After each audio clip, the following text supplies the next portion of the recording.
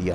یہ بھی ایک تعلیم ہے کہ اگر کوئی کسی سے ہمارے خاندان میں، ہمارے آس پاس میں، ہمارے رشتہ داروں میں انسان ہے، کسی سے کوئی غلطی ہو جائے تو اس غلطی کو اگر کبھی غصہ ہو جائے، تھوڑا سا طبیعت میں ناگواری ہو، تو شریعت نے 1 دن 2 دن 3 دن کی اجازت دی ہے۔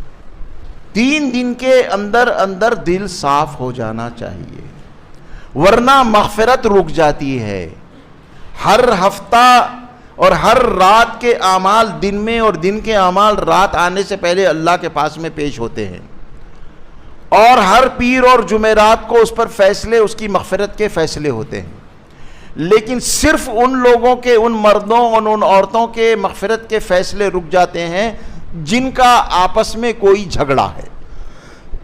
اللہ تعالیٰ فرماتے ہیں کہ یہ آپس میں اپنا جھگڑا سیٹل کر لیں، اس کے بعد میں ان کی مغفرت کا فیصلہ ہو۔